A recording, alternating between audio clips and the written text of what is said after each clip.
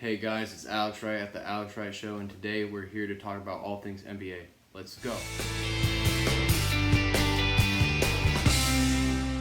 So today, guys, we are going to be talking about all things NBA. It's the All-Star Game this weekend, Sunday, March 7th, 2021 in Atlanta. We got the All-Star Game, Team LeBron and Team KD. Main question about the All-Star Game, who are snubs? Who were the snubs of the All-Star Game? I got one for each conference. The first one for the Western Conference is not a big snub. I just think this player deserves to be in the All-Star Game, and that player is Brandon Ingram. The player I think he should replace is CP3, which I think some people will argue or get mad at, but Brandon Ingram, he was an All-Star last year, and if we look at his numbers, they're pretty similar to last year. He's averaging like 0.4 more points this year. He's averaging one less rebound, but that's not too big. He's averaging half assist more this season, and his shooting numbers are up. Field goal percentage is up, and three-point percentage is about the same as last year. And the record of his team is about the same as last year when entering All-Star break last year and entering All-Star break this year. Now my case for why CP3 shouldn't be it. So CP3, his points are down about 1.5. That's kind of significant because points, that's the main thing in basketball, is put the ball in the hoop. And rebounding is down 0.3, but his assist numbers are up. That's the one thing he got going for him. He is averaging 2.3 assists more this year. And his shooting numbers are about the same, and his three-point percentage is up about 2%, which is kind of big. And last year when he was in OKC, kind of similar record to what he has now in Phoenix, except this year he has the second seed on the Phoenix Suns. Last year 33 and 22, and this year 23 and 21, so both similar records, winning about 2/3 of their games, which is pretty decent. My main argument for Brandon Ingram over CP3 is, one, it's an All-Star game. I want to see entertaining plays. I want to see the best players go at it. And I think in my opinion, Brandon Ingram is a better player. He's long. He can shoot over people. He can drive and attack the paint. He's a very versatile player. And Chris Paul, he's just a point guard. And even though he's great, I'm not trying to take any away from Chris Paul, but I just think Brandon Ingram, I just rather would want to see him in the All-Star game rather than CP3. And then Brandon Ingram basically doing the same thing as he was. Both players are basically doing the same thing that they were doing last year. It's just that I don't understand why Brandon Ingram, who is kind of slightly playing better this year than last year, is not an All-Star. Another snub that I have is Trae Young. When you think of an All-Star game, Trae Young, flashy passes, deep three balls, crazy assists. That's what you want to see in an All-Star game, and yet he's not in the All-Star game. Who I would replace him with, he's replacing Ben Simmons. Ben Simmons, his numbers about the same as last year. They were both All-Stars last year. I think the arguments for Ben Simmons and Chris Paul over Ingram and Trae Young are the records. Trae Young, his numbers, they're slightly down, but that's because he's gotten better players last year. His whole team was injured, and I mean, this year it's the same thing, but last year his team was just not talented. And it has 3.4 points less this year than last year. Rebounding numbers about the same, assist numbers about the same, and shooting at the same clip as last season. Ben Simmons, his numbers are similar again. It's just that his team's record's better. I mean, 16, 8, and 8, similar for last year and this year. And his shooting percentage is about the same. It's just that his team's in first place. I would prefer to give that recognition to Embiid and Doc Rivers, because Doc Rivers has made it so Ben Simmons and Embiid fit, and Embiid has just been playing at an MVP caliber level this season. So yeah, I would take Trae Young over Ben Simmons, and I would take Brandon Ingram over Chris Paul. As it is halfway through the NBA season, I would like to talk about the mid-season awards that I would give the players right now at the halfway point of the NBA season. Starting off with Rookie of the Year. So for each one, sometimes I'm going to give honorable mentions, but I'm going to give my top three for each award category. The first one's Rookie of the Year. At number 3, we got Tyrese Halliburton. He's been a solid role player for the Kings. He's been averaging 13 points, 3.5 rebounds, 5.5 assists, coming off the bench mostly, and he's been shooting at an efficient clip, almost 50% from the field and over 43% from three with that goofy looking shot. He's making it work. He's balling out for the Kings, and he might get that starting spot over Buddy Hield, because honestly, Tyrese Halliburton has been balling for the Kings, even though they haven't been doing well, but that's probably because Sacramento is a horrible organization, but we won't talk about that. But at number 2, I have Anthony Edwards. Unfortunately, his team's not winning. The Minnesota Timberwolves, young team, not a lot of experience, so it's going to hurt Edwards' chances to get dubs on that board for the Timberwolves, but he's been balling. Not efficiently, but he's still been putting stats up.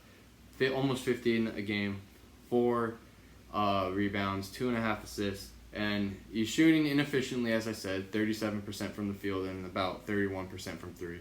But he's been balling. He got that crazy dunk. But at number 1, the number 1 spot for Rookie of the Year is obviously got to be LaMelo Ball.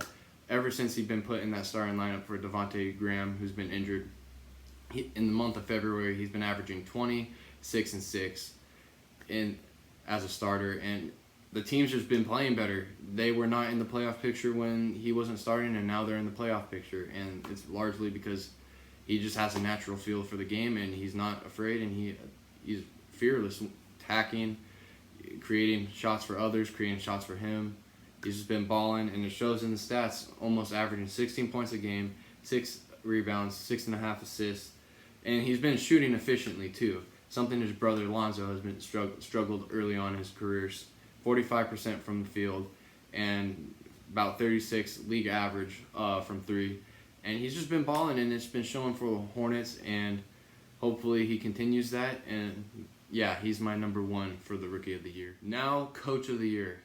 There's two honorable mentions actually I would want to shout out. Popovich. No big star, maybe if you consider DeRozan a star, but no big star besides DeRozan. Just a bunch of young role players trying to find their way in the league, and they've been all balling. Derek White, Keldon Johnson, Lonnie Walker, etc. They've all been balling. Oh, and DeJounte Murray, can't forget about him. He's been having a great season. And they're at the mid-table for the Western Conference. Also, another coach, Tyronn Lue. He's been getting the Clippers playing better this year. Paul George is finding his rhythm again. He's being the Paul George that we know. And they've been playing through him, and everyone on the Clippers is playing more confident and sharing that rock more. Number 3, I got Monty Williams for the Phoenix Suns. They just took the 2nd spot in the West after beating the Lakers. They're 23-11. They're continuing to build off that momentum of last season when Devin Booker and them boys went off in the bubble, and now you add CP3, and Monty Williams has. When you watch the Phoenix Suns play, they move that ball around. They're hitting shots, defending. It's just good basketball, and Monty Williams is a huge part in that.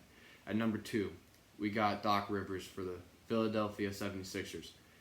Right now, we're not hearing talks of can Ben Simmons and Joel Embiid play together, and that's because of Doc Rivers. They have both of these players playing well together, meshing well, and I think that's just because Doc Rivers has been coaching them well. They finally have a competent coach. Sorry, Brett Brown, you just weren't it for them.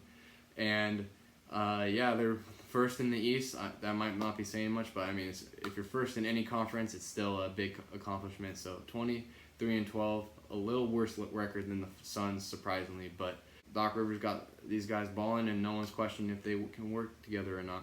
And the number 1 choice by far for Coach of the Year for me is Quinn Snyder. They don't even have double-digit losses yet this season. They're 27-8, almost winning 80% of their games this season. It's just crazy. Quinn Snyder always has been a good, solid coach, even when they had Gordon Hayward, and now he's got this team playing solid and just move again like the Phoenix Suns, moving that ball around, shooting, hitting their shots, and defending well. Something all good basketball teams need to do to win a title. I think Quinn Snyder is that number 1 choice. I'm glad to see him actually getting some recognition for his good coaching skills. One of my favorite awards now that we're going to talk about is Most Improved Player of the Year. And there's a lot of good players that have been improved a lot. Honorable mentions, Julius Randle, Kyle Anderson, that's a sleeper. He's been balling out. I have him on my fantasy team. He's solid, playing good for the Memphis Grizzlies. You can even say Zach LaVine because he's turned it up a notch to finally winning in Chicago. But here are my 3 choices. At number 3, I would have him at number 2 if he wasn't injured as much this season, but a fan favorite, Christian Wood, the newly acquired Houston Rocket. Last season, he started balling out for the Pistons. He was starting to build up that rapport, but now he's just took it on a whole nother level this year. Difference of points from last year to this year, almost 9-point difference, 3.8 rebound difference, and he's just been scoring a lot. His offensive game has improved tremendously, and whenever he's been in the lineup for the Houston Rockets, they've been winning games. They're on a losing streak right now, but he's been injured. But yeah, he's just only going to get better, and from even 2 years ago, he's improved a lot. So he's at number 3. Number 2, sleeper pick I got here, Mikal Bridges for the Phoenix Suns. I think everyone was expecting DeAndre Ayton, his game to take it up a notch when they acquired CP3. I don't think that's the case, as shown through the first half of the season. It's Mikal Bridges. It's still a decent jump from last year to this year, but 5-point difference, 1.1 rebounds more, and a half an assist more at the wing spot. And his efficiency has been, especially from shooting the 3, he was an average 3-point shooter last year. Now he's an elite, shooting over 42%. And he's been defending well. It's kind of dipped a little bit in the second quarter of the season. First quarter, he was defending all-star, like the top players in the league, and doing it well. But he's still been defending well. He's a solid guy to have in that starting lineup along with CP3 and Devin Booker and DeAndre Ayton. Again, this choice is easy for me for number 1. I got to go Jeremy Grant of the Detroit Pistons. The last couple seasons when we seen him on Denver, he was improving. Even in the bubble last year, he was starting to become a third option almost to Jokic and Murray when he was balling in that bubble for the Nuggets. And now he basically has his own team in the Pistons. He has been showing that he's improving, and he can be an option on a winning team as like a third or second option like Chris Middleton. But point difference from last year, almost 11.5 points. That's crazy. 1.8 rebounds difference. 1.7 assists difference.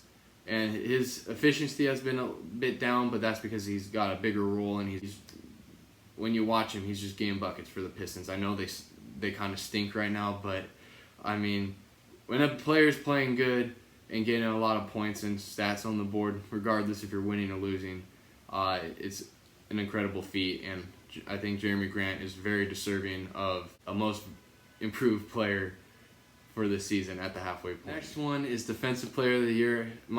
Besides my number 1 option, my options are kind of out there, and it's when I do Defensive Player of the Year, when I take that into consideration, I take into account defensive rating. So it's basically that stat is saying on 100 possessions, how many points are you giving up to your opponent, and defensive win shares, which is how well is your defense contributing to wins. I got 3 options based on those stats. At number 3, I have Rudy Gay. Basic stats won't show it, but he has 5 rebounds per game, 0.7 steals, and 0.5 blocks a game. But defensive rating-wise and defensive win shares, he's off the roof. His defensive rating is 98.7, which is second in the league for those qualified. And for defensive win shares, he's 6th with 1.43, which is good. At number 2, Mike Conley.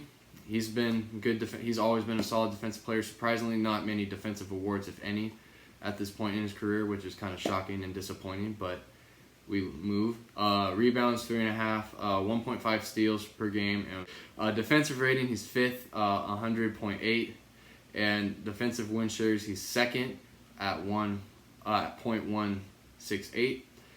And yeah, I don't think there's much arguing there. He's a solid defender, and I think the stats prove that. At number 1, this is an obvious one. He's won the award twice, I believe, before, and it's Rudy Gobert. Don't like him, but he's a good defender. 13.2 rebounds per game, almost half a steal, averaging a half a steal per game, and 2.8 blocks per game. Crazy basic stats from him defensively. And defensive rating wise, he's still elite. It's not as high as the others, but he's a 103 defensive rating at 15th. in the league, and his defensive win shares third in the league at 0.155. So Rudy Gobert, I think that's an obvious choice for a defensive player. The penultimate award that we're going to be talking about is Sixth Man of the Year. I think this one is my first choice is another obvious one, but we're going to go through the three options as before. And when taking into account, I was considering guys like Nunn, Kendrick Nunn, Goran Dragic, LaMelo Ball, Anthony Edwards, but those guys are kind of 50-50 whether they've been starting or coming off the bench. But these three options that I have in my top three have all been mostly, for the most part, been on the bench, coming off the bench.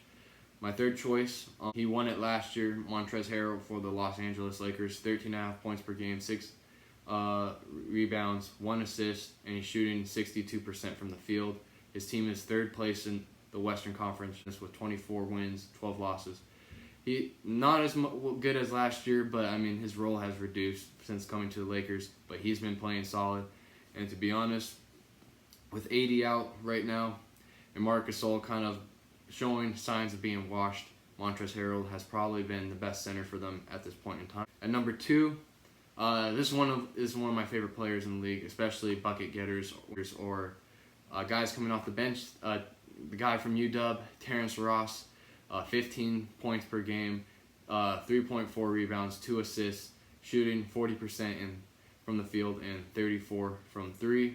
His nickname on Basketball Reference is the Human Torch, and I think that's a perfect nickname for him, especially since when he gets in, he just gets buckets. You do not want to guard him, basically, when he's hot. He'll give you buckets.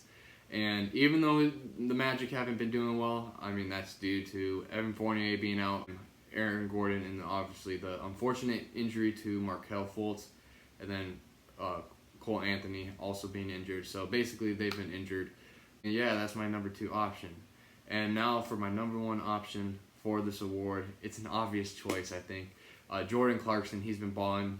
Charles Barkley said he should have been in an All-Star game. That's a bit too much, but Jordan Clarkson, he's been balling, and he's been a huge part getting settled into Utah. He's been a big part in their success. 18 points per game, 4 rebounds, 2 assists, and he's been shooting efficiently, 45% from the field and 37% from 3. He's on the number 1 team in the league at the moment, record-wise, 27-8. He's been balling, and most impressively, he's been shooting 96% from the free throw line. So he's been balling, he's been getting buckets, he's been a true 6 man, and yeah, I think he's most deserving of that award at this time. The MVP award, the award everyone likes the most, and I like it the most too. There's a lot of good candidates out there. You got James Harden, Kevin Durant, Kyrie Irving, Giannis, again, people are tired of that, but Giannis is still there. Devin Booker, in my opinion. At number 3, Donovan Mitchell. He's a huge part in Utah being this good. He's the driving force of that team offensively for sure, and he's a solid defender as well. Averaging almost 25 a game, 4.5 rebounds, 5.5 assists, shooting efficiently too. He's become a solid not more than solid 3-point shooter, 38% from 3, and about 43% from the field. Solid numbers, and his team has the best record in the NBA and the best record in the Western Conference, the tougher conference, obviously. And yeah, he's just been balling, and I think he's definitely in that. He needs to be in that conversation. At number 2, we have the GOAT, LeBron James, 26 points per game, 8 rebounds, almost 8 assists, and he's been shooting efficiently, 50% from the field, and a league average of 36% from 3. And his team's currently at the 3rd spot in the West, 24-12, and it's kind of showing without AD. He's the life of the Los Angeles Lakers. He's doing it all at 36. I don't like using the age narrative as a driving force for him being in MVP talks, but he's been balling, and he's always going to be in that MVP conversation if he's playing at the high level that he's known to play at for those 17 All-Star years he's had. And yeah, I think this is only right if he's number 2, especially with AD being out for about half the season so far this year. And at number 1, I think this is an obvious choice. I'm kind of disappointed not many people are on this bandwagon, but Joel Embiid. Doc Rivers has him playing at an MVP caliber level. It's like a match made in heaven with him and Doc. But Embiid 76ers are the best team record-wise in the Eastern Conference, and Joel Embiid's a big part of that. Averaging nearly 30 a game, that's insane. 11 rebounds, 3 assists, shooting 52% from the field, and shooting an elite 41% from 3. He's just been balling. He's been a beast, and he's just been crazy to watch. And I'm glad he's finally living up to those Hakeem Olajuwon comparisons somewhat, and I'm excited to see if he can continue it and win that award. That's it for the Alex Wright Show Midseason NBA Awards Edition / All-Star Snubs episode. I hope you enjoyed, and as always, have a good one.